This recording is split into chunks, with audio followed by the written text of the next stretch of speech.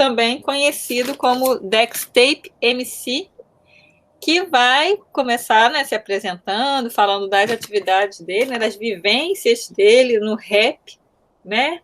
E você pode se apresentar. Acho que, né, como eu não tenho aqui um script, se eu tivesse, eu faria, né, uma apresentação mais interessante, mas como eu não tenho, então eu vou passar a palavra para o Dextape e a gente conversa, né, ele apresenta, depois a gente abre para perguntas e professor Itaci disse que vai entrar em algum momento, viu? Então é isso. Então, boa noite a todas e todos e obrigada, em nome, né, do professor Itaci, né, agradeço a sua disponibilidade para poder ter essa conversa com a gente, tá bom? Tá. Boa noite a todos e a todas. Uma satisfação estar aqui com vocês, assim, é sempre massa trocar ideia com vocês e quando eu falo vocês, vocês todos, alunos e alunas do Brasil, que também sou, né? É massa demais trocar essa ideia, sempre conversando e experienciando e conversando mesmo com outras galeras e conhecendo outras nuances, né, desse mundo nosso, da academia e da luta também, nesse mundo nosso de sociedade, né? Eu me chamo Luciano Barbosa, foi o nome que minha mãe escolheu para mim, né? O nome que eles escolheram para mim. Tenho 34 anos, eu acho. Oi. Boa noite, Fátima. Boa noite, Letícia. Boa noite, Juliana. Boa noite, Rita. Boa noite, Mohamed. E é isso, né? Porque aí, sim, eu me chamo Luciano, esse foi o nome que meus pais me deram, e Dextape é o nome que eu escolhi para mim, é o nome que eu escolhi me chamar no rap, né? É uma tradição dos MCs, principalmente da década de 90 e os mais antigos assim, terem um apelido, né? E quando eu conheci o movimento hip hop, eu conheci o movimento de base mesmo, dos quatro elementos. Além de MC, músico, sou educador também, sou aluno de licenciatura do Instituto Federal de Ciência e Tecnologia, do IFCE, né, Campus Juazeiro.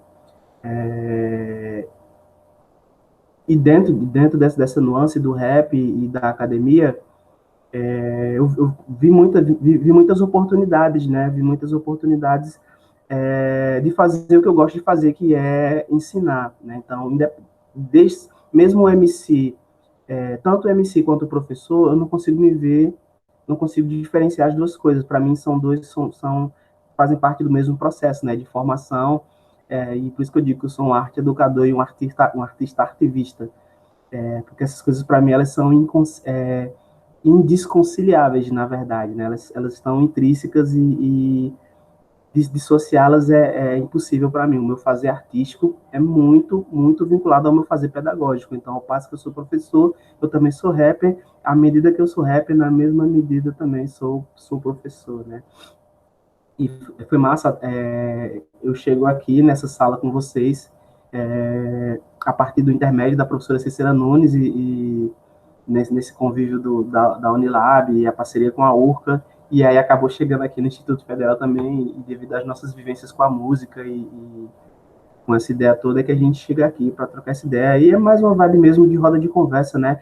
Eu deixei lá no chat, galera, para a gente pra otimizar e para deixar mais flexível e leve essa nossa conversa, eu deixei alguns links de algumas músicas do meu canal, e além da visualização de vocês e do joinha e do comentário, se vocês puderem deixar, lógico, vai ser.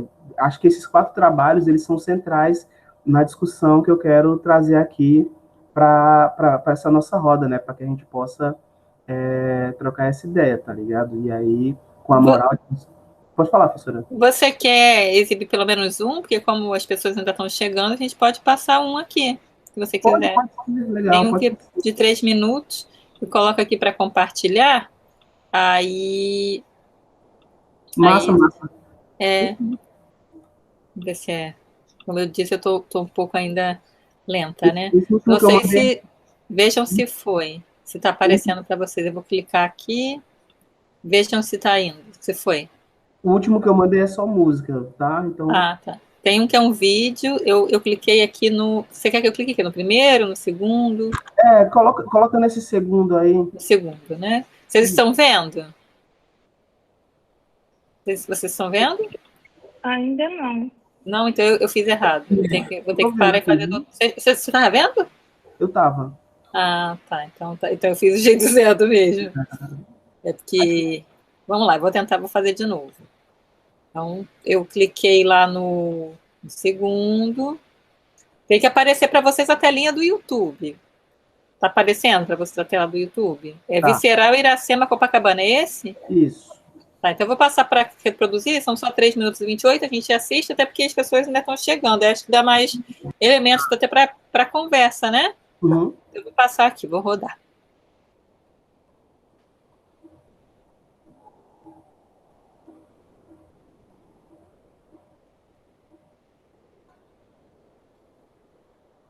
Acho que não está chegando o áudio, né, professora? O áudio, eu acho que vocês têm que ligar no de vocês, porque eu liguei no YouTube lá. E vocês não escutam o áudio? Eu só escuto sua fala, mas o áudio do vídeo eu não escuto. É estranho. Ninguém escuta o áudio do vídeo? Não. É estranho. Porque o áudio está aqui no YouTube. Estranho isso. Eu já tinha passado o vídeo antes e já tinha. Vamos ver se isso vai agora. Vamos ver. Se vocês só veem o vídeo, né?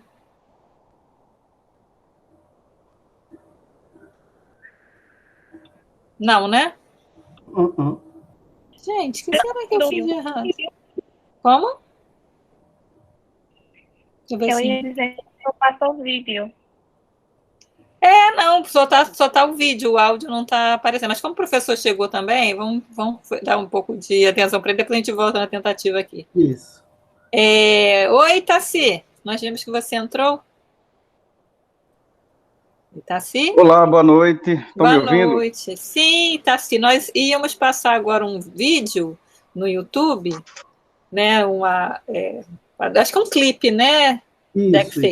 Mas acaba que não estava saindo o áudio, e aí eu tenho que descobrir aqui porque o pessoal não está ouvindo o áudio, só está vendo o vídeo. Mas se você quiser fazer uma fala, depois a gente tenta de novo passar o vídeo aqui. Tá ok, não, sem dúvida. Primeiro eu queria dar boa noite a vocês, agradecer a colaboração da professora Alexandra, que é uma parceira e resolveu me dar esse suporte, tanto na condução da atividade, quanto colaborando com o debate mesmo, né, com o objetivo desse encontro. E, obviamente, ao Luciano, o Deck e a nossa a convidada que ainda vai chegar, que é a Natália, e que eu espero que vocês se cruzem aí em algum momento da sala, porque ela tem uma atividade, como eu disse, lá no Comunicação, e só vai poder entrar às 8h30. Queria pedir desculpas a vocês dois por ter feito essa solicitação sem muita antecedência, mas é porque eu estava com uma série de demandas e também estava tentando capilarizar, né, ter mais capilaridade nas alternativas, porque a gente sabe que nesse formato remoto parece que a gente tem muito mais demanda, aparecem muito mais compromissos, e aí eu sabia, era possível que uma outra pessoa não conseguisse. Mas o Luciano de pronto aceitou. Eu fiquei muito feliz, recebi muito boas referências tuas, e não poderia ser diferente, né? Fazendo o que você faz, eu acho que é de se esperar que as referências sejam muito boas. Queria agradecer à turma e pedir desculpas, eu reenviei o comunicado pelo Cigar com o link. Eu estava organizando, na verdade, eu mandei o e-mail para vocês um pouco antes de cantar parabéns para minha menina, e aí acabei mandando um e-mail sem o link. Tamanha emoção. É o primeiro ano? Não, ela completou 2 anos, é o segundo ano. Sim. Há que se compreender. E também, como é o formato remoto, ou seja, o pessoal está online, mas efetivamente só tem nós aqui no ambiente com ela, a gente tem que fazer parecer que tem uma multidão, né? para amenizar esse contexto de pandemia que a gente está vivendo e que talvez seja muito mais caro para as crianças, né, que não podem interagir umas com as outras, não podem circular nos ambientes. E aí é uma época não é uma época muito boa para ser criança, né? Então, eu procuro fazer com que a coisa pareça menos trágica. Bom, e aí é isso. Mas aí, deu certo, a turma entrou. Obrigado a Letícia por ter me mandado um e-mail informando. E aí, eu não sei em que pé estava a conversa com a turma. E o que eu posso fazer, eu não sei se ficou alguma dúvida, Luciano e Alexandra, sobre o caráter desse encontro e também sobre o convite que eu fiz a vocês, mas eu acho que pelo teor daquilo que eu escrevi deu para entender mais ou menos qual é o objetivo desse tipo de disciplina e desse tipo de atividade, né? Uhum. A Unilab, ela não é a melhor universidade do mundo, mas ela é uma universidade diferente. E não poderia deixar de ser porque ela é fruto de uma luta histórica, né? E, consequentemente, ela, em termos curriculares, tem lacunas, tem coisas a alcançar, mas também ela tem coisas muito interessantes a oferecer. E algumas disciplinas, né, nos 2 ciclos de formação das estudantes e dos estudantes, que é o bacharelado em humanidades e as terminalidades, algumas disciplinas são fundamentais para isso. Uma delas é essa, né, que é uma disciplina que, entre outras coisas, se propõe a problematizar no processo de formação inicial das discentes e dos discentes um questionamento sobre esse imaginário, né, que nos é cultivado ao longo da nossa vida social e escolar, sobre a ideia de conhecimento, sobre a ideia de hierarquia intelectual, sobre a ideia de legitimidade, de saber, etc, etc, etc. E aí, consequentemente, se colocando frontalmente a isso, especialmente estando na Unilab, a ideia é trazer proposições e experiências, como o próprio nome da disciplina diz, que apontam, né, para outra direção no que se refere ao vetor do conhecimento, né, quebrando a lógica consolidada pela modernidade, né, no Ocidente, que a ideia de conhecimento pressupõe determinado perfil e determinado processo, né, excluindo quaisquer outros. E nos outros mundos fora desse simulacro da modernidade no Ocidente, que é branco, né? A ideia de conhecimento e a ideia de saber, ela está relacionada a outros aspectos que não unicamente a razão, né, e a lógica intelectual. E aí é por isso que dentre as atividades e dentre as pessoas a dialogar sobre isso, quando me veio a sugestão do perfil do Luciano, eu falei, bom, é ótimo, né? Porque o rap no Brasil virou cátedra de sociologia, tá? E ninguém pode mais questionar. Da mesma forma que o grafite, a Natália vai entrar daqui a algum tempo, da mesma forma que o grafite, né, vem há décadas colocando para o mundo um questionamento não só sobre a ideia não só se colocando frontalmente a ideia da marginalidade, mas questionando o pressuposto sobre arte, né, e sobre arte contemplativa e sobre sensibilidade, né, pública à ideia de arte, né? Que é uma das coisas fundamentais adotadas por esse mundo excludente e que pressupõe de que determinados perfis não sabem o que é arte. Essa intenção, né, tá colocada lá desde o Silvio Romero, né? Então, resumindo, essa ideia de arte e essa ideia de comunicação através de outras linguagens consolidada, ou de uma linguagem consolidada na nossa sociedade, é fundamentalmente uma ideia racista, né, que desconsidera outras. E aí é por isso que eu entendo também que, juntamente com o rap, e aí o grafite, não à toa, está dentro do conjunto da cultura hip-hop, o grafite tem essa capacidade, né? O grafite talvez seja um dos caminhos que, na contemporaneidade, nos reaproxima a determinadas noções estéticas que ensinaram ao Ocidente.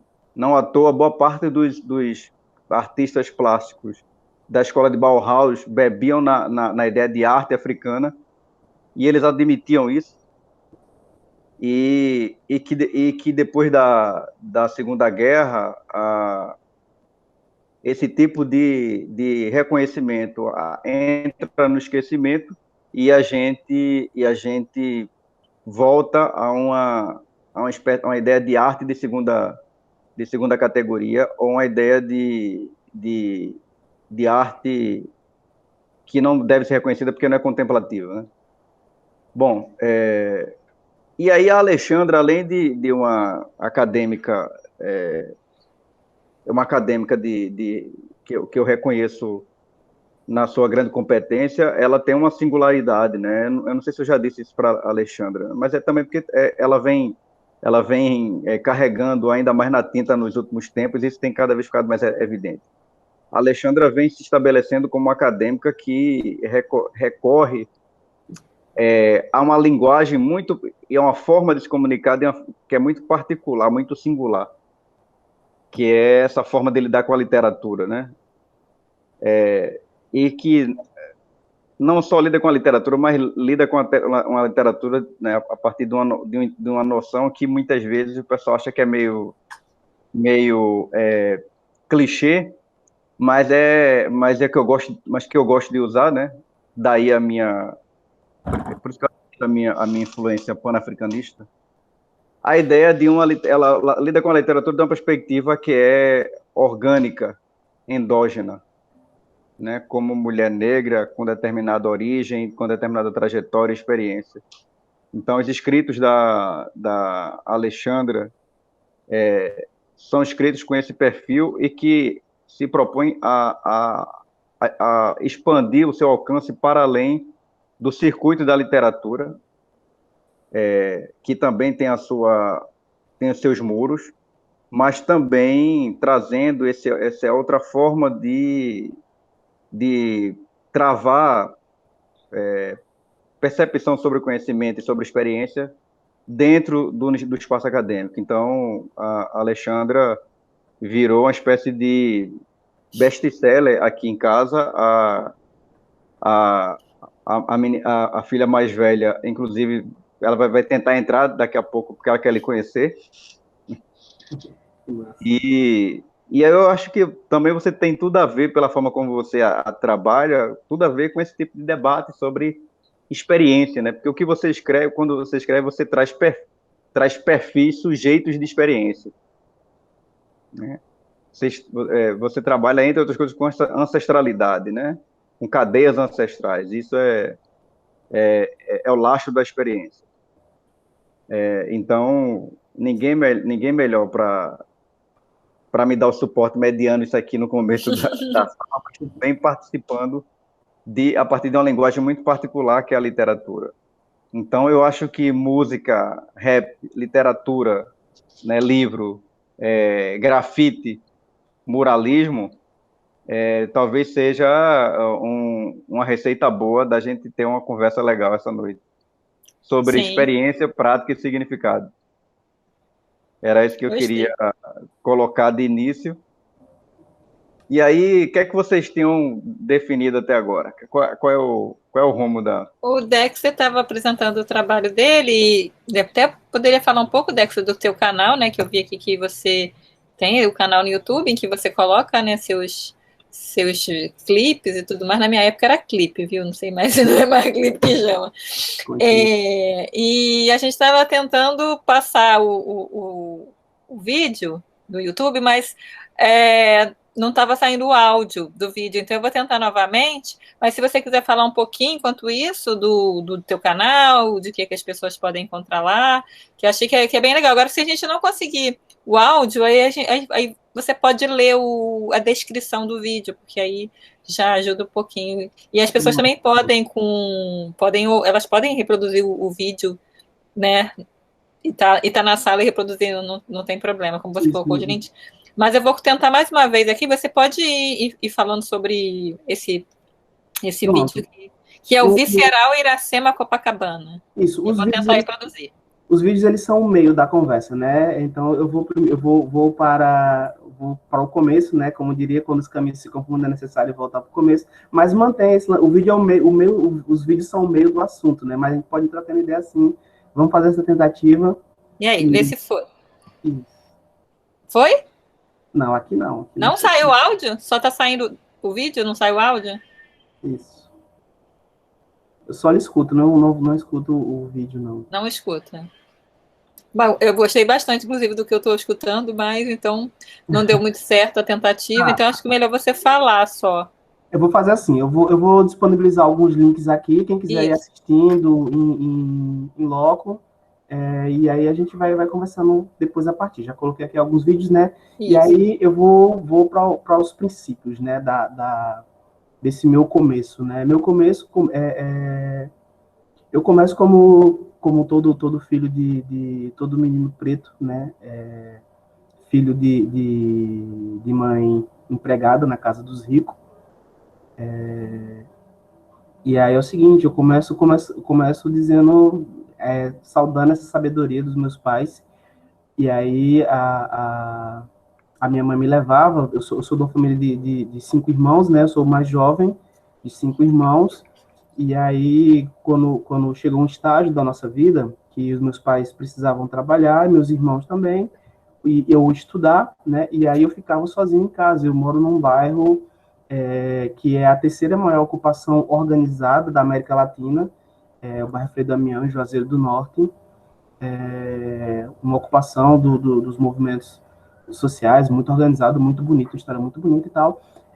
Só que assim, a parte da organização se dá até a distribuição. A partir disso, as pessoas vêm e ocupam, e os processos de marginalização e de guetização começam e se tornam como todas as periferias, né? Os projetos habitacionais começam a ficar à margem dos processos e aí, em seguida, ficam também à mercê da violência e enfim, de todas as mazelas da vida. Vocês já sabem do que aqui me refiro, né, da droga e tal.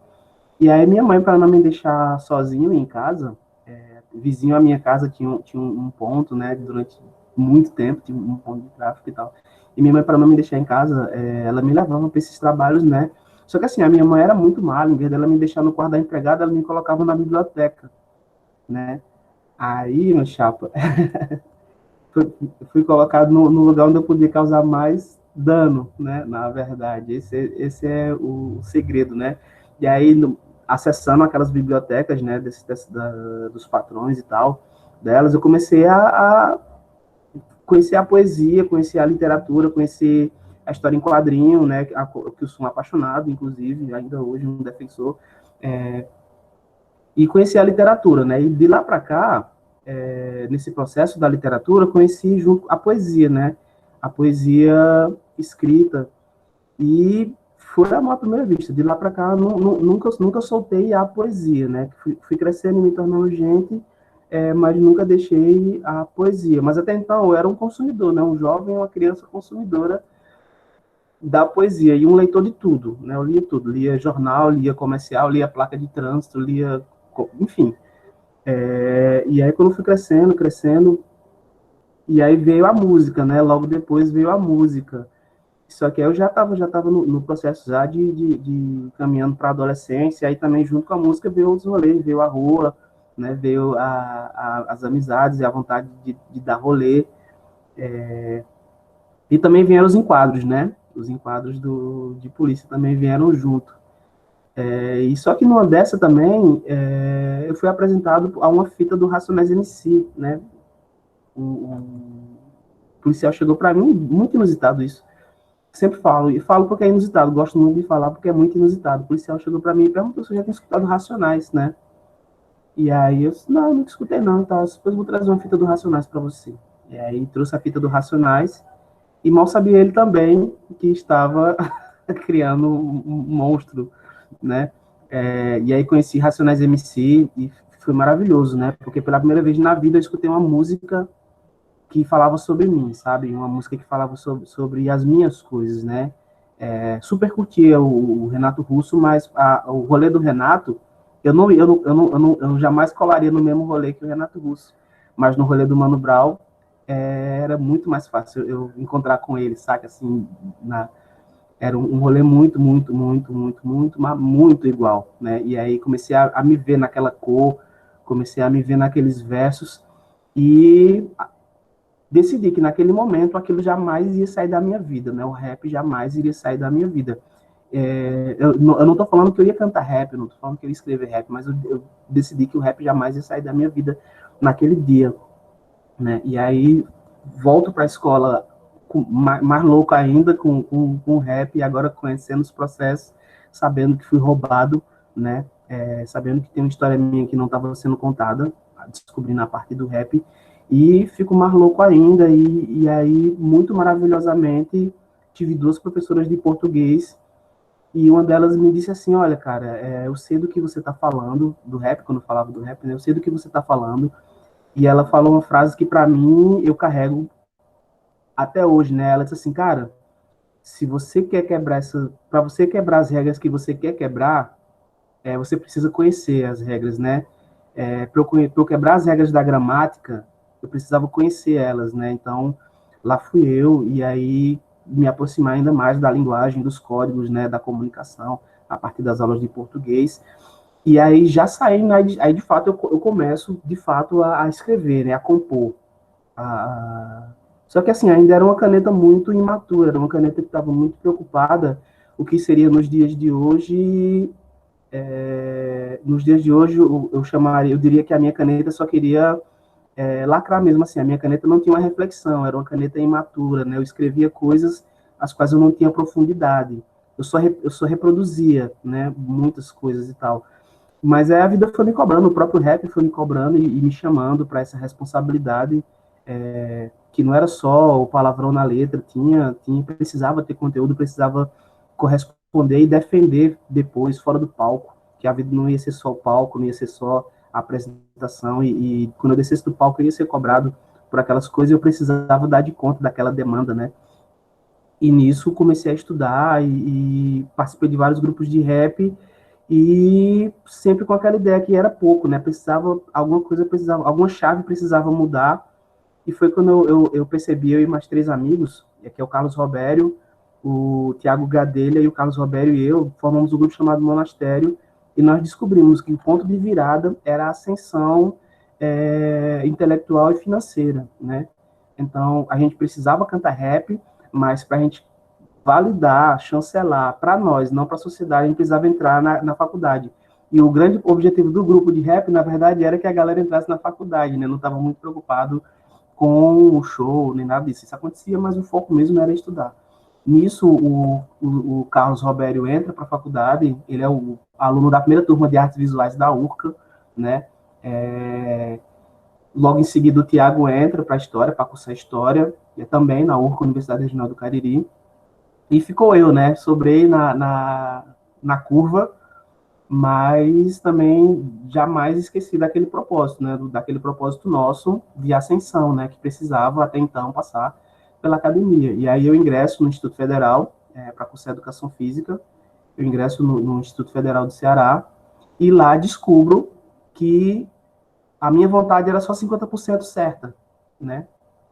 Era só 50% certa. Estar na academia não era a garantia dessa ascensão, porque lá também era um lugar que eu precisava lutar. Até eu chegar na academia, eu achava que ia ser o bailão do rolê, mas aí até então cheguei lá e me vi num ambiente, num espaço de luta, né? Eu tirei primeiro lugar no Enem, para entrar no curso, né, de educação física e tal, mas ainda assim, primeiro tinha aquela coisa do olhar todo preto é cotista, né? E problema nenhum com a cota, problema nenhum, por favor, mais cotas e mais e mais. Mas tinha aquela coisa, né, de que todo preto é cotista e como se a galera não tivesse também condições de vencer na ampla concorrência. Mas isso também nunca me quebrou, porque eu tinha o embasamento do rap, eu tinha o embasamento da vivência, do que os meus pais me ensinaram, de não baixar a cabeça e ir para cima, e eu sabia o que eu estava fazendo lá, né? Eu sabia o que eu representava lá. E junto com a ascensão, com esse processo da academia, de luta, né, nós implantamos o NEABI no Instituto Federal do Ceará, não tinha, era um espaço vazio. Para vocês terem uma ideia, até então, só um parênteses, tá? Porque é importante também frisar, o Instituto Federal ele é completo, assim, ele é maravilhoso no sentido da tecnologia. Lá tinha uma página chamada IFCE em números, né, que ele dava todos os tipos de dados, quantas vezes um aluno espirrou, quantas aspirinas foram dadas para o aluno, uma coisa linda. E nós investigamos, e aí a partir disso a gente foi ver quantos pretos tinham no Instituto Federal do Ceará, né? E pasmo que nós não encontramos nenhum, nem nós mesmos assim, na nossa investigação. E eu olhei para mim, como assim não tem preto? Eu olhei para o professor Luciano, que é meu professor Gonçalves, que era meu amigo, cara, alguma coisa está errada nesse processo, né?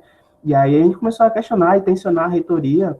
Agora imagina, três moleques assim, tensionando um campus inteiro, né? Uma instituição inteira e tal. E aí, essa página que era maravilhosa simplesmente saiu do ar. E IFCE em números não existe mais, né? Pelo menos até então. Pode ser que amanhã ou daqui nos próximos minutos volte. E quando volta, pontualmente, essa informação não estava lá, né? Da quantidade de pretos e pretas que estudavam no Instituto Federal. E de lá a gente começou a lidar a investigar o processo de apagamento, né? Dos pretos e tal. O Ceará tem muito, é um debate muito foda. O professor Itaci se liga muito, né, nessa ideia do apagamento do povo preto no Ceará. A gente conversa muito com a Cícera Nunes aqui, com o professor Henrique, enfim, sobre esses processos, e a gente lida muito com isso. E dito isso, nessa luta, a gente formou, né, a BI, e paralelo a isso, a minha carreira no rap também começava aquela reflexão, aquela necessidade de uma caneta mais aprofundada, começou a se manifestar também, né, de ter uma caneta com conteúdo que não era só o palavrão e a gritaria, era uma caneta que tinha arcabouço, né, inclusive arcabouço teórico agora, né, então se era isso que vocês queriam, agora tem, inclusive as letras têm referencial teórico, e a gente começou nesse processo e começou a chocar esse conhecimento do rap, porque assim, como é que eu escrevo rap, velho, como é que eu escrevo rap com coerência, com coesão verbal, com coerência textual, coesão verbal, e como é que eu reprovo em metodologia, não faz sentido, não faz sentido, sabe, como é que eu reprovo em português instrumental, escrevendo as coisas na vibe que eu escrevo, e aí eu comecei a levar isso para a educação, comecei a estender para os meus estágios, e comecei a levar essa reflexão para a escola pública também, né, e comecei a entender o seguinte, as escolas estão dentro das periferias, e o rap está imbuído na periferia, então automaticamente a escola é rodeada pelo rap, pelo funk também, e essas manifestações elas simplesmente são tolhidas na escola, porque no PPP ou em algum outro documento institucional, a escola achou que não fazia parte, que não é legal, que não é interessante trazer esse saber da criança e do aluno que está ali naquele lugar. Da mesma forma também o reizado, eu não sei se a professora sabe o que é reizado, é muito a ver com esse lance da congada, é uma manifestação cultural nossa aqui, né? E, assim, aqui tem um bairro chamado João Cabral, que é o grande... A gente exporta isso para tudo quanto é canto do mundo, exporta reizado para tudo quanto é canto. Só que, assim, como é que pode essa coisa que salva a vida, que gera renda, inclusive a gente vive disso, e esse conhecimento não chega na escola, que o aluno está imbuído, sabe? E eu comecei a trazer essas reflexões, e a gente pensando e matutando, a gente começou a trabalhar nesse sentido de valoração desse conhecimento, né? Não só isso, mas aí comecei também a me reportar aos meus ancestrais a partir da figura do meu avô e da minha mãe, e aí o rap ele começou a ter esse cariz, né? Começou a ter esse cariz que eu falei para vocês no começo, né? De processo pedagógico mesmo, de ensino-aprendizagem, e também de reverência ancestral e de resgate histórico também nesse processo, né? A gente criou uma oficina exatamente para trabalhar essas questões, né? Do rap e a relação dialógica, a relação professor-aluno, a partir do rap, né? Porque o rap é o rap ele é muito poderoso. Tudo que eu quiser conversar sobre o rap com vocês, qualquer tema que eu quiser conversar com vocês, eu posso conversar a partir do rap. Só para vocês terem uma ideia, eu gosto muito desses dois exemplos, eu falo muito deles, porque eu frequento muito a ensino fundamental e médio, e eu gosto muito de falar, por exemplo, se eu quiser trabalhar fonema X, S, CH, eu posso trabalhar, por exemplo, 509E, vagabundo na cena, com licença, um chinelo, então tira o chinelo, rap xoxo, não deixa, Dexter, Afro X, RZO, MPB, chamando a chincha, rimando minha ficha, olapsou, senexo, relexo, vai se, lacrimogênea, gastoque, chico, cheque, liguei no flash, do fórum, desembarga, desova, você silência, pegajosa, malbreque, gruda que nem chiclete, conte, xilop, show, na TV enlouquece, vixe, conspirou, afanador, já de um oxi, mesmo que tente, nosso tapete não, quem puxa é o scratch, multiplicar X é o milagre show, desemprego X aumenta como avalanche, universidade é um som distante, chega no lance, unidos estaremos sempre avante.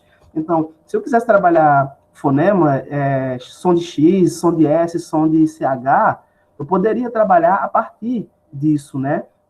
Se eu quisesse trabalhar o reino vegetal, eu poderia trabalhar a partir do Emicida, Margarida era rosa, bela, cheirosa e grampola, tipo Casa das Camélias, bromélia toda prosa, a me enlouquecer, que era tipo um ipê frondosa, um lírio que causa delírio, chique é vigiar, dixe como orquidear, cabelos como samambaia e xaxim, perto delas outras são capim, girassol, violeta, beleza violenta, bati como um sumo do gritar, se arrasa bi, a flor de laranjeira, a primavera inteira, são flores e mais flores, todas as cores da feira, e vários outros raps e músicas que estão imbuídas. A periferia é o lugar que mais se produz literatura e conhecimento nessa perspectiva. Então, a partir de qualquer coisa, se eu pesquisar, é só dar um Google que a gente encontra rap sobre tudo. A gente consegue, a partir do rap, subsidiar qualquer debate e promover uma aproximação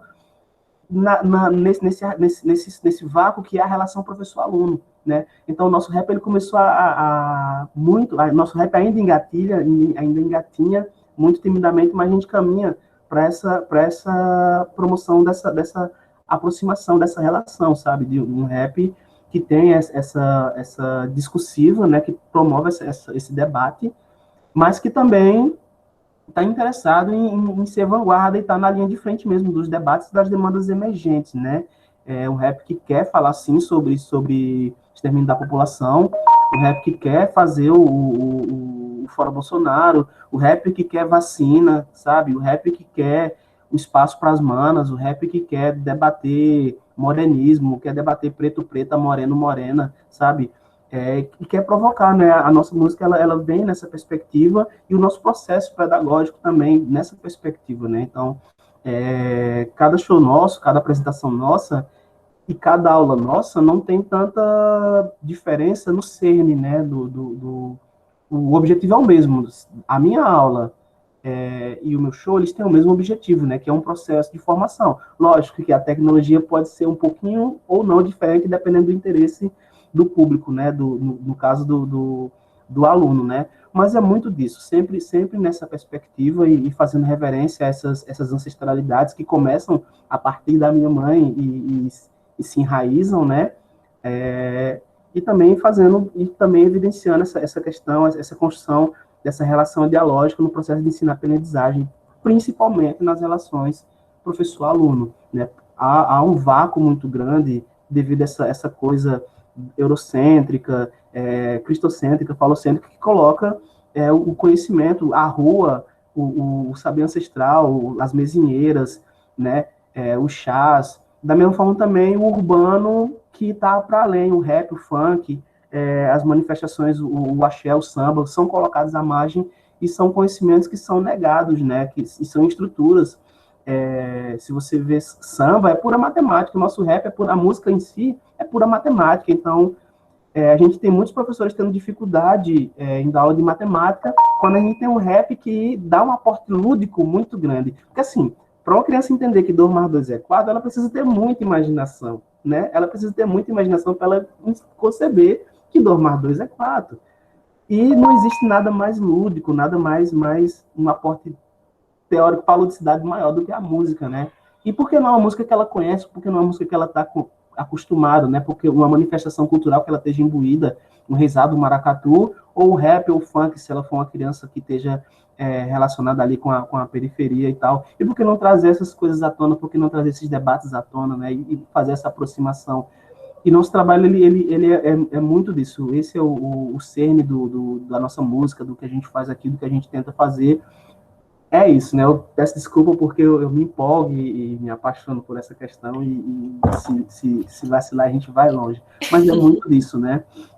Eu acho que foi ótimo, assim. Acho, né, eu acho que eu escutaria você falando por mais 1 hora. Eu vou tocar aqui, então, tá bom, Itaci, que eu fiz várias anotações.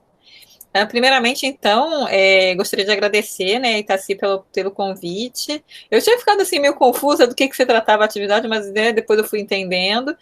E principalmente pela oportunidade de conhecer, né, o Dextape e esse trabalho tão fascinante, né, essa experiência tão incrível. E com ele aqui hoje eu aprendi, né, artivismo e educação, poderíamos chamar dessa forma, artivismo e educação, que você falou que você é um artivista, então a gente poderia nomear a fala aqui do companheiro como artivismo e educação, né?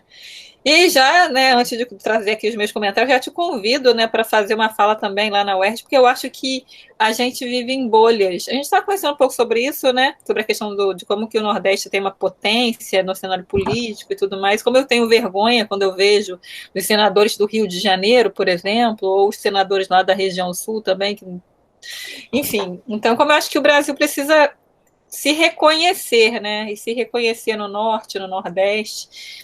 Eu morei, né, parte da minha vida no Pará, né? Numa cidade do interior do Pará e morei pouquíssimo tempo no Maranhão também, então eu não sou uma ignorante de todo o Brasil, mas conheço que a gente fica na bolha, por mais... E olha que eu até, né, me considero bastante antenada, mas ainda assim a gente precisa trazer mais, né, conversar mais, fazer essa troca. Então, a partir da sua apresentação, assim, passou um filme, né, da minha vida aqui. Tudo bem, eu só tenho 40 anos também, não sou tão... Mas desde que quando você fala de que você, né, aprendeu muita coisa indo nas bibliotecas dos patrões, né, e de como que isso conecta também, não só com a minha experiência, mas também com o que eu estudo, né, com a experiência de cativas e cativos que também faziam um pouco esse movimento de... Né, clandestinamente também tinham acesso ao mundo das letras e como isso era perigoso para aquela instituição lá de trás que era a escravidão. Acho que Tassi também meio que poderia concordar aqui. Mas quando você fala também da questão da Legião Urbana, né, que foi muito também a minha experiência nascida na década de 80, então as professoras brancas, em sua maioria, levavam a Legião Urbana para nós, crianças periféricas. Aí eu já estou aqui na São Gonçalo, que era a região metropolitana do Rio de Janeiro, e é uma ilha, assim, que é considerada o lugar mais pobre de São Gonçalo. E era lá que, né, foi lá nessa ilha que eu fiz o meu ensino fundamental. E as professoras bem intencionadas, né? Bem intencionadas, brancas, bem intencionadas, elas levavam Legião Urbana. E a gente gostava, mas muito o que você falou, aquele não era o meu rolê, né? Lá em São Gonçalo e das crianças negras e pobres no Rio de Janeiro, nunca seria, né? Ele falava de Brasília, eu ficava, gente, Brasília, como é que é Brasília? Entende? Então, assim, e aí quando eu fui pro magistério como professora de história, eu coloquei, não, eu não vou fazer com eles, com os meus estudantes, o que foi feito comigo, por mais que fossem bem intencionados. Então eu levei, que aqui no Rio é muito comum o funk, né? É mais da nossa realidade o funk. Então eu levava funk, eu levei mesmo como professora de história, né, eu trabalhava o funk e eu levei o rap da Felicidade e o do Silva, porque é da minha época, né? E eu conseguia essa coisa dialógica com as estudantes e com os estudantes. E eu fui criticada por uma professora de português, né? E ela disse, num conselho de classe, que por ela aquilo não podia ser trabalhado na escola e aquilo não era aula. Isso ela disse na minha cara, que o que eu fazia não era aula. E era uma pessoa branca de olhos azuis, né? Uma professora branca de língua portuguesa de olhos azuis. Aqui, isso é de uma violência tamanha, e aquilo me atingiu, eu já tinha essa consciência racial naquele momento, foi isso há 15 anos atrás. E ainda assim eu mantive essa prática que você trouxe hoje aqui, subversiva, né, como ensina transgressora, como ensina Bell Hooks, e eu só tenho a concordar com você mesmo, que nós, né, como professoras, educadoras, educadores negros, não temos como reproduzir a educação que nós tivemos. Não tem como a gente levar para a nossa sala de aula, mas, né, não que não seja importante conhecer, como você falou aqui, mas a gente precisa também respeitar a nossa juventude. E principalmente romper a bolha. Então, eu tenho 40 anos, mas isso que eu contei aqui foi há 10, 12 anos atrás. Eu já tinha 20 e poucos anos e eu já sentia uma distância entre mim e a juventude periférica com a qual eu conversava. E eu tinha saído dali. Mas eu já não estava mais no mesmo momento que eles, porque já tinha ali uma questão geracional. E foi a partir do caso do funk que eu consegui me aproximar e conversar com essas crianças e com esses jovens, né? Mas eu não sei, eu sinceramente não sei se a academia eurocentrada e se a branquitude está disposta né, a essa conversa. Sinceramente, eu não sei. E mais uma vez, Tassi, eu fico muito feliz por estar aqui, porque eu acho que foi a primeira vez no Brasil, apesar de ter sido virtualmente, que eu vi uma sala 100% negra, uma sala de aula, pela primeira vez.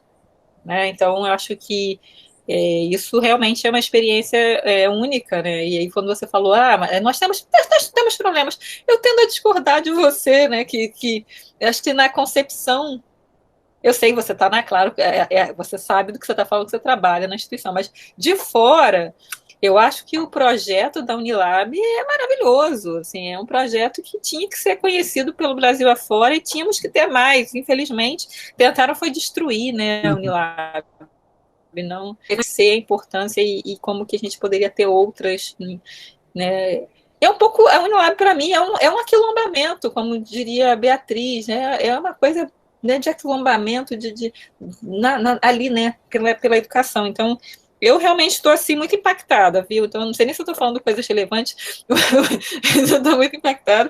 E é isso, eu queria então que você falasse um pouco sobre isso, sobre essa questão aí do que esse seu conceito aí de artivismo e educação, porque você também é um teórico, né? Um teórico da educação pela ação e pela prática, mas também pela teoria, né? Você está aí nesse movimento muito rico. Pode crer. Bom,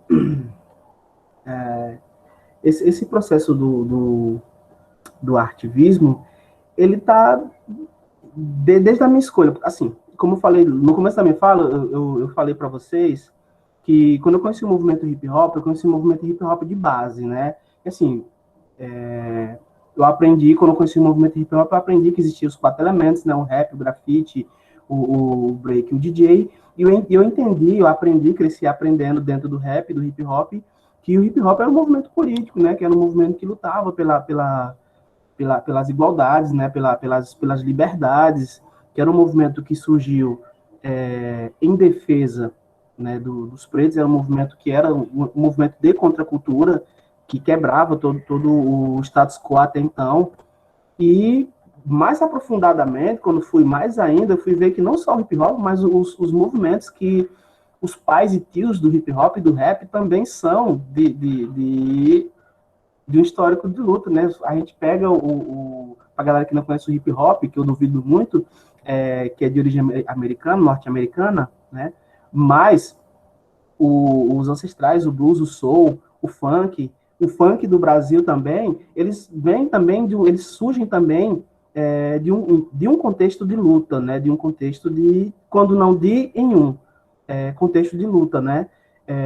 Então, desde a migração do blues, que vem do sul, saindo lá daquelas áreas do Mississippi, e do processo de fim de escravização, até a chegada do norte, é um processo geográfico também, né? Não só histórico, mas geográfico, de imigração geográfica, até se transformar em rhythm and blues, até virar o rock and roll, até ser roubado pelos brancos, até o rock and roll ser roubado dos pretos e tal, até a chegada do soul, até a chegada do funk, né, com James Brown e pá, passando ali enquanto isso na Jamaica a gente já tinha o Sound System acontecendo, né, muito forte. Aqui no Nordeste a gente já tinha os repentistas fazendo também, muito forte, muito também, acredito que em África também tinha suas manifestações, né, inclusive atemporais e precursoras desses movimentos mais modernos e tal.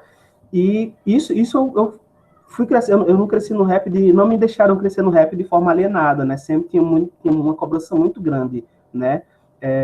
Muitos das pessoas que eu aprendi junto, com quem eu aprendi, alguns eu, inclusive, hoje em dia tenho divergências políticas, mas sou muito grato porque em nenhum momento me deixaram vazios, assim, olha, bicho, tem que ter conteúdo, tem que ter proceder, era a palavra da época, né? Tem que ter proceder, tem que ter atitude, então você tem que ter. E aí, quando eu cresci nesse processo, fui entendendo, não, que isso é ativismo e isso é arte. Mas em nenhum momento essas coisas elas estão destoantes, sabe? A arte e o ativismo, assim, elas nem sequer são paralelas, elas estão intrínsecas também, né? Porque aí, se você vê, tem muito meme, muita piada sobre pedagogia, que é só fazer recorte, não sei o quê, mas, velho, isso é arte plástica, isso é concepção de arte plástica, que todo pessoal de pedagogia sai sabendo, né, sai da essência da excelência da sua profissão, sai sabendo fazer um coelhinho, e eu não sei fazer um coelhinho, entendeu? Isso é arte plástica, isso é vanguarda, isso é muito contextual. E, pô, essas coisas elas estão ligadas diretamente. Quando eu faço uma placa direta já, ali tem uma narrativa estética, tem uma construção estética ali, né? Eu vou pensar qual é o cartaz, qual a cartolina que eu vou usar, qual a tinta que eu vou usar para ficar mais chamativo. Eu não sou do grafite, mas é um lugar por onde eu já passei bastante, então tem muito essa percepção, a escolha da cor, a escolha do tema, a frase, onde ela vai ficar, quem vai ficar segurando, né? Em que momento, tudo isso é arte. E tudo isso também é ativismo, né? E você se desdobrar também, fazer malabares, fazer malabares para gerenciar essas coisas, isso é ativismo, essas coisas elas estão ligadas diretamente. Então, não se preocupem que em algum momento da vida vocês já fizeram ou farão arte no fazer de vocês, sem dúvida. Vocês vão se pegar fazendo arte, seja uma arte plástica, seja uma música, seja arte de qualquer contexto, seja só para provocar mesmo, entende? Então, quando eu coloco ativismo, muito nessa perspectiva, que elas não são coisas que estão intrínsecas, não são indissociáveis, sabe? E aí, quando eu coloco ativismo, é exatamente por conta disso. A minha aula, ela está ligada diretamente ao meu fazer artístico, e o meu fazer artístico está ligado diretamente. Então, no meu show, você vai me ouvir muito falar sobre processo pedagógico. Olha, vamos fazer um processo pedagógico aqui e contextualizar coisas e fazer as coisas fazerem sentido, né? Fazer com que, ao final da apresentação, o cara entenda que ele sai de lá, ele não precisa sair de lá querendo que o governo caia, mas ele vai sair de lá entendendo por que a gente tem que querer que o governo caia, sabe? Trazer essa reflexão, é isso que a arte propõe, né? Da mesma forma também que a nossa educação é uma educação propositiva, né? Acredito que nossa aqui, dos que comungam desta sala, é uma educação propositiva, né? Que vem para propor ideias e reflexões acerca das coisas, né? De entender por que o beabá, por que B com A beabá, né? Por que não uma outra coisa? Por que com B com A beabá e por que não em Urubá, né? Então, são essas questões, né? Por que com B com I, B e Bi, por que não Tupi-Guarani, sabe? Então, é importante a gente fazer essa educação propositiva nesse sentido, né? Da mesma forma, também, uma arte propositiva nesse sentido, né? Que choca no sentido de mover mesmo com a estrutura e trazer essa provocação. Por isso, o termo artivista. Sim. Eu acho que nós temos também falas aqui no chat, então eu vou ler algumas e as pessoas também, se quiserem fazer questões, então tem elogios aqui, show, Mohamed. Juliana disse, nossa, aí alguém colocou, Mohamed, novamente, o rap é uma forma de fazer crítica às injustiças sociais. Alguém na turma gostaria de fazer uso da palavra para conversar aqui, acrescentar algo? Sei. Sim, Mohamed. Boa noite mais uma vez a todos e todas. Eu queria só deixar uns comentários aqui. Eu estava escutando, eu gostei muito, gosto muito de rap e gostei também bastante de forma que o Dexter MC rimou, né? Ele fez uma rima muito interessante, portanto. E o que eu gosto de rap, mas não sei cantar rap. Gosto das pessoas que sabem cantar, acompanho atentamente o rap. E rap, como ele surgiu, né? Ele surgiu nos Estados Unidos da América, pelos grupos de negros pobres, né? Que tentaram expressar através de música as suas convivências, a cultura que eles têm, as injustiças sociais também que eles sofreram lá. E, como eu disse no chat, na forma de fazer crítica, eu queria trazer um exemplo ligado com o meu país, que eu sou guineense, de Guiné-Bissau. O rap começou a ganhar fama lá em 2003.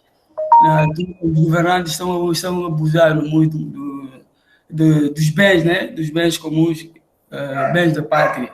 Estão roubando muito. Aí surgiram os grupos aí de rap fazendo críticas mesmo, as críticas duras ao longo desses anos, 2003, 2004, 2005.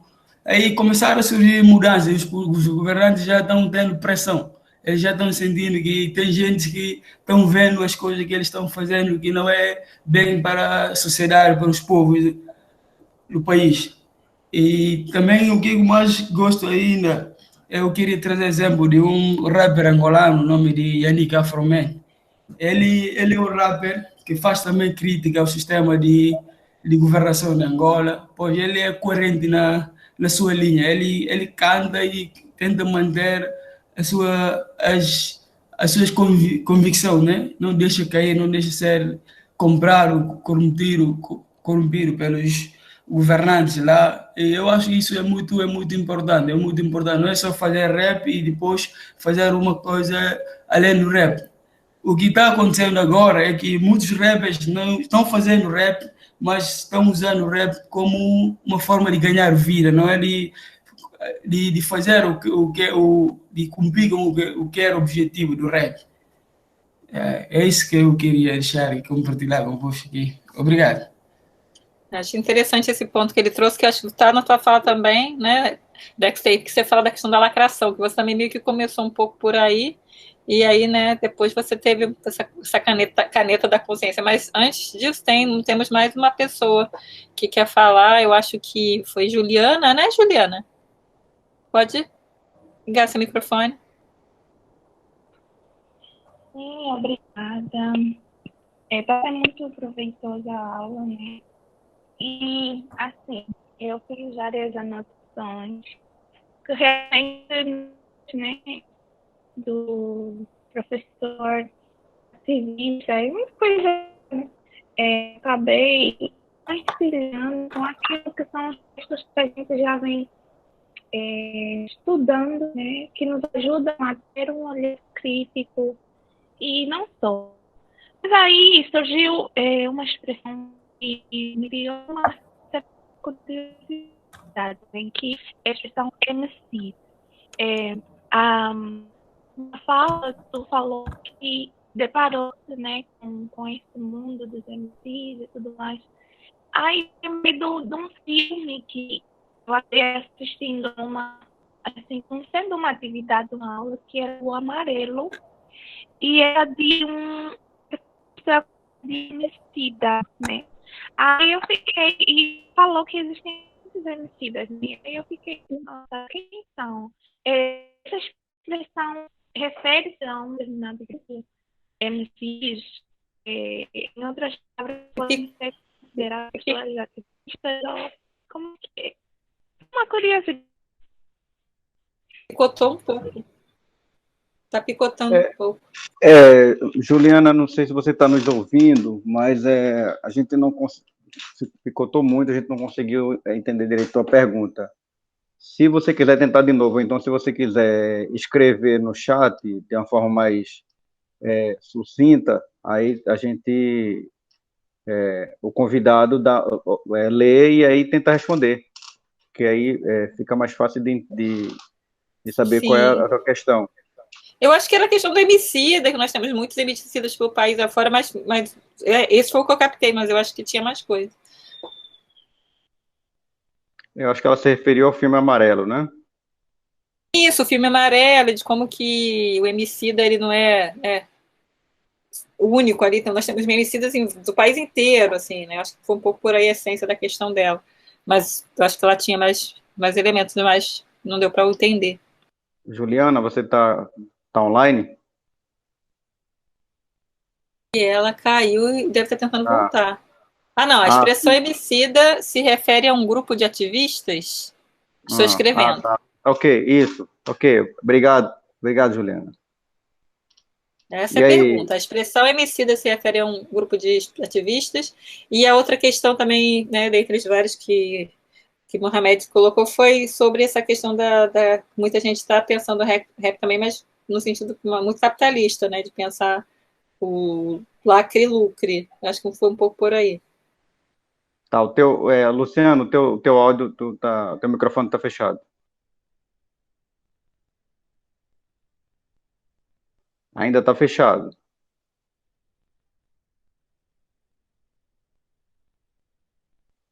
Acho que ele ficou sem áudio. Ele caiu, saiu da reunião. Ele vai entrar de novo. Ele vai entrar. Ele entrou, voltou. Pronto. Agora te ouvimos. Legal. Beleza. Massa. Vai nessa. Eu vou responder primeiro, Juliana, que é uma questão bem mais prática, assim, né? Juliana, é o seguinte, Emicida, assim como Dextape, é um nome que foi escolhido, né? É um nome que ele escolheu para si. O nome dele é Leandro. O nome do Emicida é Leandro.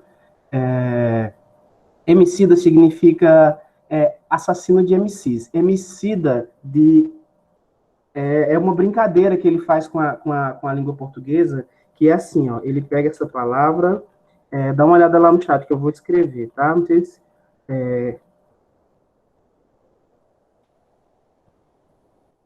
Vou botar como as pessoas conhecem. Ele brinca com a palavra homicídio e MC. Ele é um MC de batalhas, né? Ele participava de muitas batalhas e ele vencia muitos MCs, né? Nas batalhas de rima, entendeu? E aí, nas batalhas, a gente chama de morrer, de matar. Quando você vence um cara, você mata o cara, né? Ele venceu tantos MCs, né? E ficou esse nome, né? Como se ele fosse um homicida de MCs. Então, ele é um homicida, compreende? É isso, né? Essa é a origem do nome dele. Agora, sim, o que você viu lá no Amarelo é um grande barato, e é uma coisa que nós, pelo menos, nós tentamos reproduzir aqui, que é essa questão de jogar a corda pro outro, né? De oportunizar. Então, quando você vê no filme lá Amarelo, vários MCs e várias pessoas lá ao lado dele, do entorno dele, faz parte desse processo mesmo de fortalecimento e de aquilombamento no rap, né? Que há muito não acontecia, porque os caras estavam muito preocupados em ficar ricos, né?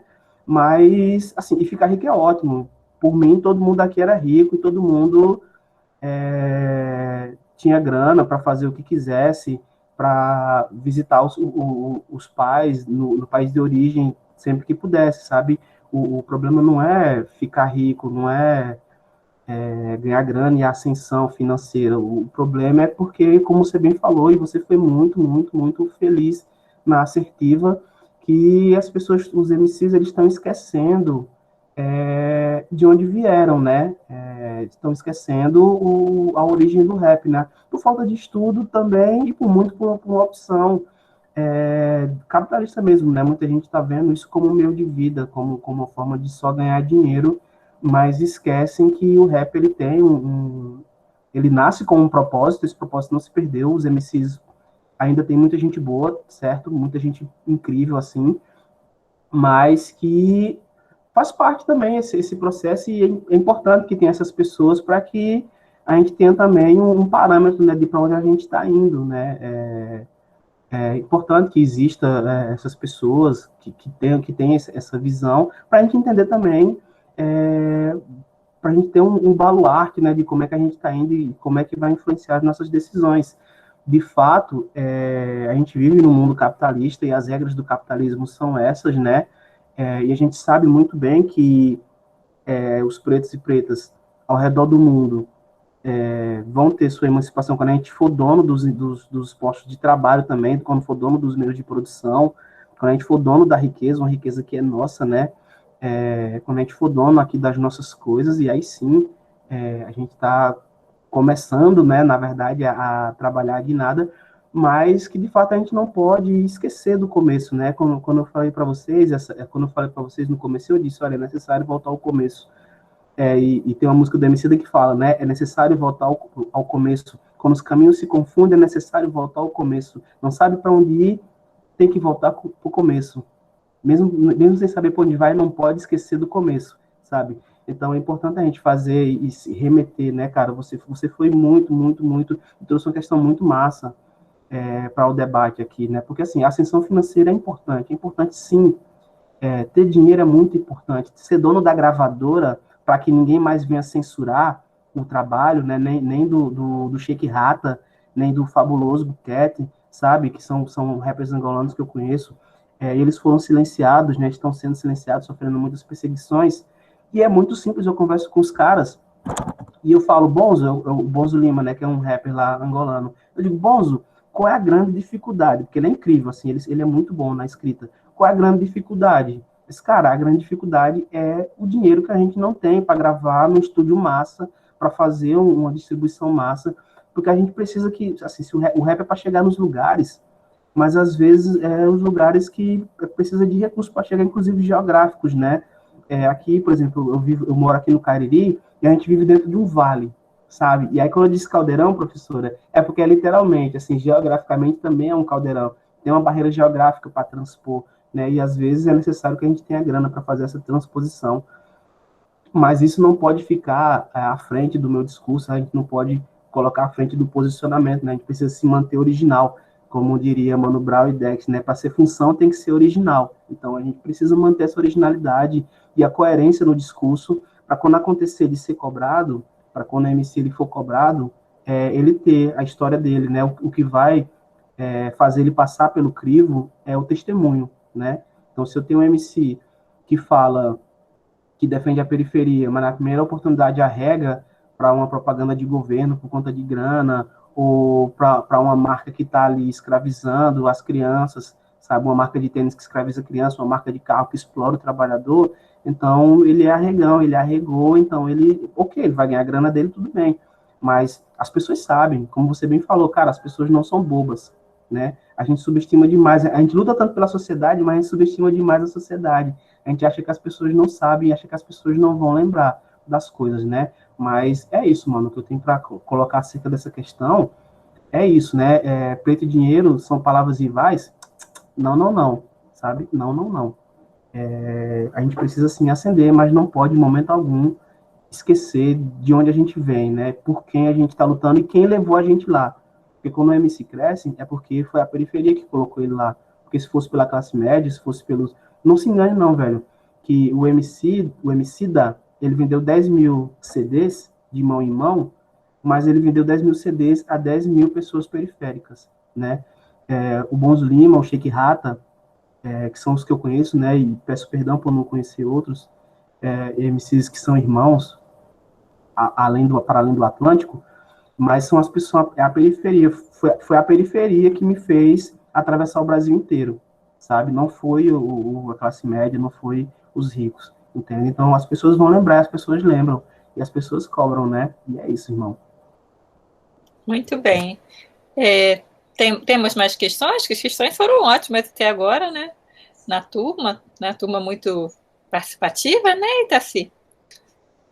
Isso, antes de alguém fazer mais alguma colocação, eu só quero te deixar de sobreaviso. A Natália me mandou uma mensagem agora no WhatsApp, disse que já vai entrar, então, a nossa outra convidada, daqui a pouco vai estar conosco aqui, a grafiteira, Natália Natê, e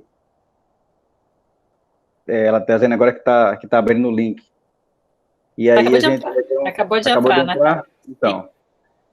E aí então, já que a Natália acabou de entrar, eu proponho da gente recebê-la, ouvir a exposição dela e fazer essa interação também com ela. Deixa eu fazer Então, Natália, faça você tá por aí? as honras da casa. Oi, tô aqui. E aí, tudo bom? Boa noite. Boa noite, pessoal. Tava tendo aula agora, faltando 2 minutos para acabar a aula, eu já entrei aqui. Então, talvez a coisa aqui tenha soado mais interessante, aí você resolveu pular para cá. Não, era importante também, tava inclusive ouvindo agora uma fala de Moara Tupinambá, que é um artista indígena do Pará e tal, que agora inclusive está na Europa lá fazendo exposição e tal, eu tava super querendo ver.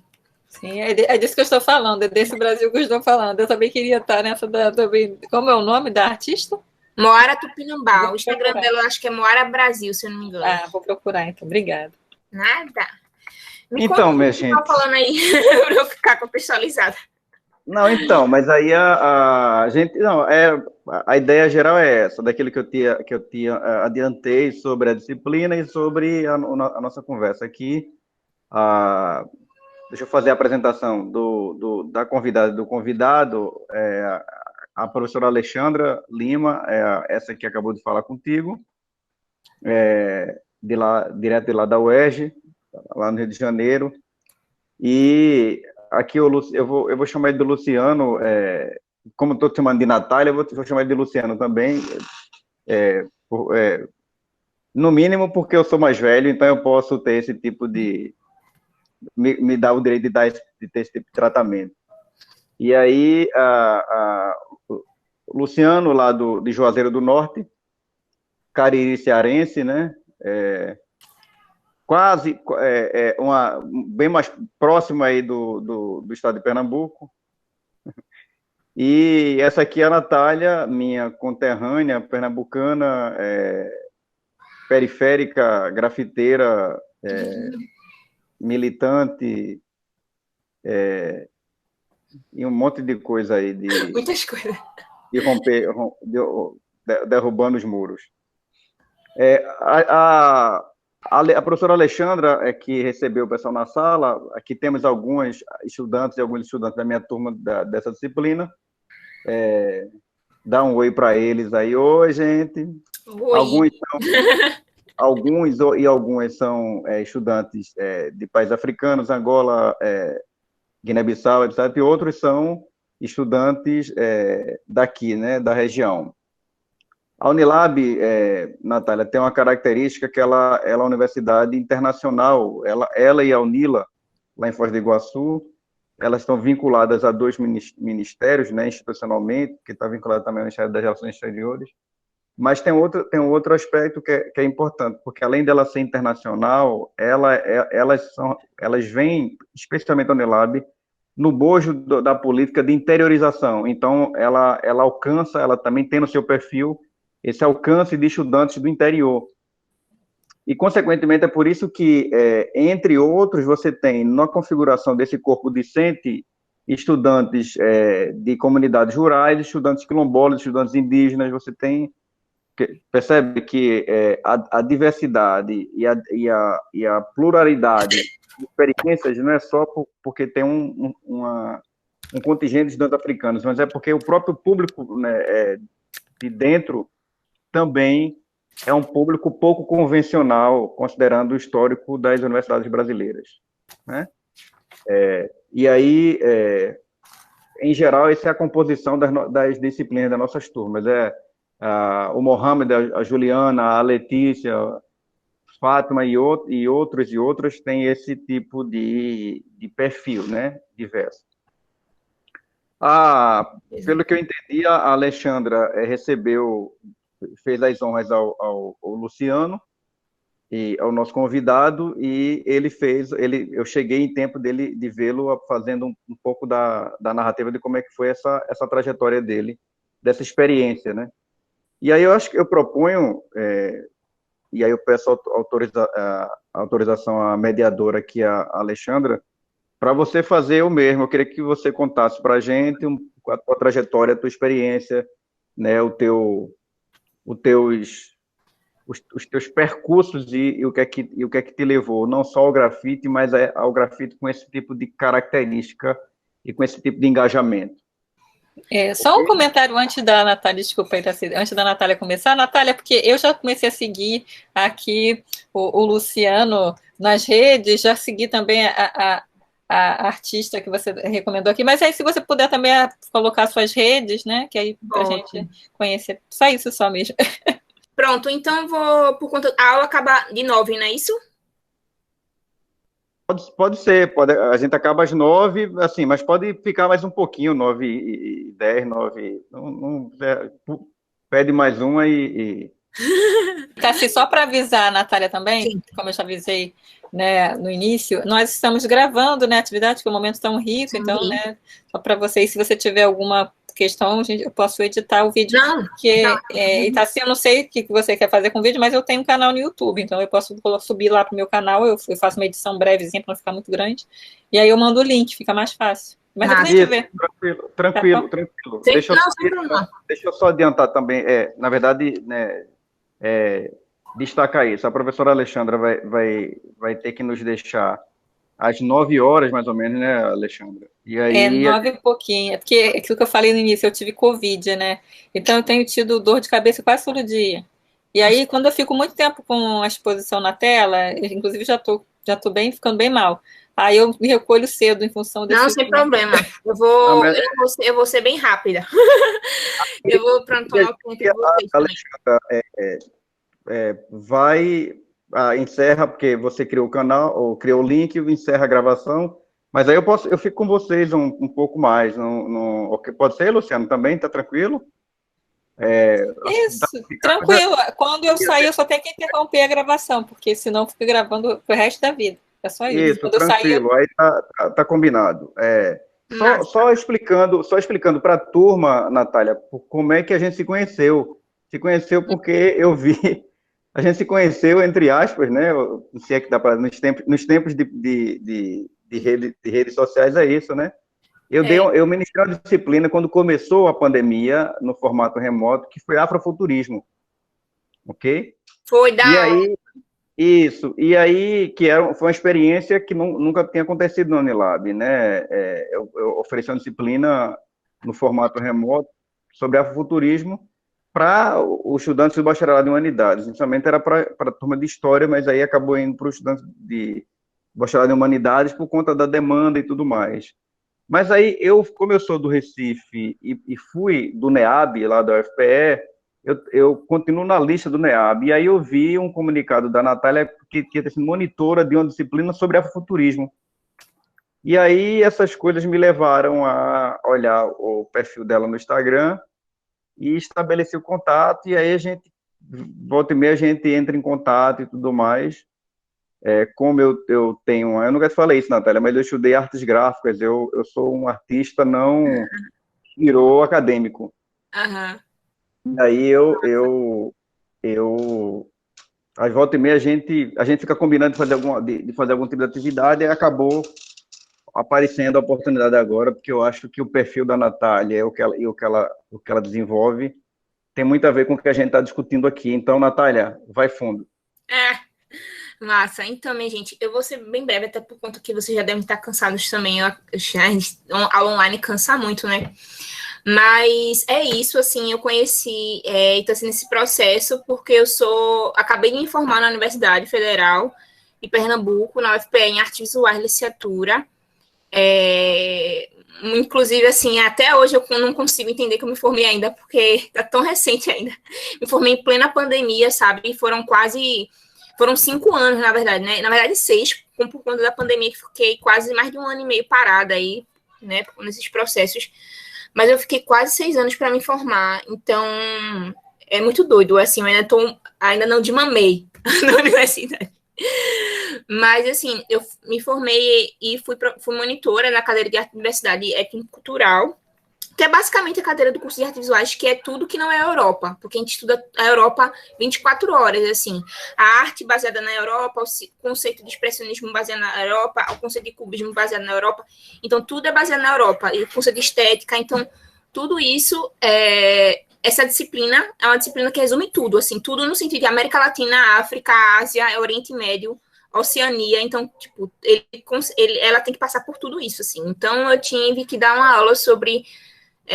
como eu sempre penso nessa questão de ligar a universidade à periferia, que é o local de onde eu vim, de onde eu estou inserida, né? Então, eu sempre tento falar de forma mais popular os conteúdos e tal. Então, falei um pouco sobre cultura africana, baseada num filme de Pantera Negra e num filme da Beyoncé, né? Que eu sou muito fã de Beyoncé, sou muito Beehive. Então, eu usei tudo que ela falava nos filmes, inclusive indico para vocês assistirem, dá para baixar Piratex. E foi bem massa esse processo, assim, falar um pouco sobre artistas, sobre como artistas africanos, né, enfim. Eu vou projetar um pouco das imagens aqui, de alguns trabalhos meus, só para vocês conhecerem, porque eu sou muito visual, sabe? Aí eu não consigo falar sem ter uma imagem. E é massa também que às vezes a imagem fala mais que 1000 palavras. Deixa eu compartilhar aqui. Tranquilo, Natália. Eu também dou sempre aula recorrendo a essas linguagens. É importante. Massa. Rapidão. Deixa eu ver se tá pegando. Tá aparecendo aí, né? Sim, não, apareceu bastante coisa. Pronto. Eu vou mostrar aqui rapidão só umas imagens minhas. Na verdade, tipo, essa aqui é a minha primeira imagem, assim, do meu Facebook, que eu tinha uma página no Facebook, né? Que é meu primeiro trabalho artístico que eu tenho registrada de foto, na verdade, né? Que é esses bonequinhos de pelúcia que eu fazia para vender, porque minha mãe era costureira. Minha mãe é costureira e meu pai é de serviços gerais, na verdade, né? Tudo de serviços gerais, assim, de assistente administrativo, de pedreiro, desses caras que ficam subindo em poste para colocar a internet. Meu pai agora é taxista, agora ele tá já mais idoso, né? Ele conseguiu ficar num lugar só, né? Como a taxista de um carro alugado. Então, assim, mas ele já trabalhou de tudo. Então, eu sempre vivi nessa realidade, né? É um rolê bem artístico também. Minha família é muito artística. Eu tenho muita família ligada ao samba também, que toca samba, que toca reggae. Minha mãe era costureira, então ela era muito artística nesse sentido, assim. Ela sempre me levava todo um ano para as feiras de artesanato, sabe? Ela sempre me falou... eu fui criada dentro... Na Coab 1, que é o lugar que eu moro, né, que eu vim, né? Hoje eu moro na colônia de pescadores de Pau Amarelo, aqui em Paulista, que é a cidade da zona norte do Recife, né? E sou de Jaboatão, que é de zona oeste, zona sul-oeste, né? Então, é uma comunidade que tem muitos terreiros, é uma comunidade que eu fui criada na adolescência, né? Dentro de um maracatu de nação, uma maracatu nação, né? O baque virado, como vocês queriam chamar. Maracatu Nação Aurora Africana, e depois agora Tunão Xangô Alafim, e quadrilhas também. Então, eu acompanhei muito ensaio de quadrilhas, eu até lembro hoje as coreografias, enfim. Então, isso foi a minha ligação na infância com a arte, assim. Então, essa é uma primeira imagem, assim, eu construía minhas próprias bonecas, eu fazia minhas próprias bonecas, fazia roupinha. Então, eu sempre tive esse registro, assim, né? E aqui já foi um dos trabalhos mais artísticos que eu tentava fazer, copiar das pessoas e tal, copiar de amigas, enfim. Deixa eu resumir aqui, que eu não vou mostrar todas as fotos. Esse aqui é um dos meus primeiros grafites.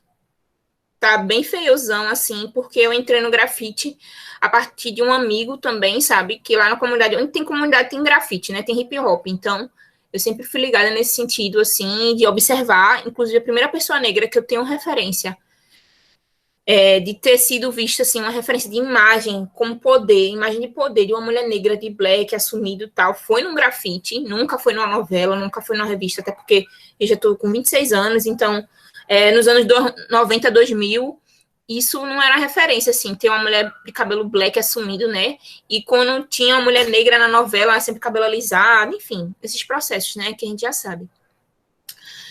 E aí, aqui foi passando meus trabalhos, meus primeiros grafites aqui e tal, primeira vez pegando a lata. Esse grafite aqui também foi perto da minha casa, né, com a Moenda de Bronze, que é uma comunidade que fica do lado do Rio Jaboatão. O Rio Jaboatão, que é um rio bem, bem famoso, assim. E minha avó morava nessa comunidade, inclusive eles perderam as casas, assim, porque teve uma cheia e tal, abriu uma barragem. E até hoje essas famílias não tiveram suas casas. Até hoje minha avó faleceu e não conseguiu mais essa casa. E aí foi muito importante estar muito sensível nesse processo desse trabalho de grafite. A gente estava bem no iniciozinho, sabe? E aí dois homens passaram de moto na frente do meu grafite e jogaram um balde de tinta, assim. Nesse grafite. Essa é a única foto que eu tenho dele, assim. Porque quando eu virei as costas e fui embora pegar meu ônibus, a galera jogou um trampo, assim, né? E tem isso também, assim, eu comecei só no grafite, mas eu tinha um companheiro na época, um namorado e tal, eu acho que eu tinha 20 já, 19, 20, sei lá, e ele não era grafiteiro, assim, ele pintava para me acompanhar só que a galera sempre achava que era ele que era o grafiteiro, que era ele que pintava meus trabalhos, era sempre, quando a galera ia falar comigo, ela não falava diretamente comigo, os homens, né, os meninos não falavam diretamente comigo, falavam com ele. Enfim, que esse rolê do movimento hip-hop, assim, por mais que a gente sempre pense que o movimento hip-hop pauta, a periferia pauta, o movimento negro, ele é um movimento muito machista, assim como muitos movimentos populares mistos, né? Quando a gente conhece movimentos populares que rola essa questão dos homens, né, serem meio machistas também, até no maracatu também, que eu sou de maracatu, fui cria de coco também, coco de roda. Então, eu sempre via os homens mostrando algumas violências, assim, umas violências simbólicas, assim, eu ficava observando. E, tipo, a mulher sempre tá atrás, sabe? E sendo que ela é muito importante pra cena. E eu sempre observei isso, assim, mas eu vim de uma nova geração, sabe? Eu vim de geração de grafiteiras que ficaram por conta de mulheres, né? Então, esse homem, ele que era meu companheiro na época, meu namorado, mas ele não era grafiteiro. Então, isso foi muito diferencial, assim. Eu vim por eu mesma e pelas mulheres que me incentivaram a ficar, sabe? Isso é totalmente diferente, porque no hip hop, normalmente as mulheres entram através de um companheiro, um irmão, sabe? E quando elas acabam o relacionamento com esse homem, elas saem do movimento hip hop, né? Porque, de certa forma, era a única ligação que ela tinha com o hip hop, era esse homem, assim. Então, quando acaba o relacionamento, ela sai, ela não fica, enfim, com o tempo, e quando ela é mãe também, quando essas mulheres são mães. Então, assim, é um processo de muita resistência. As mulheres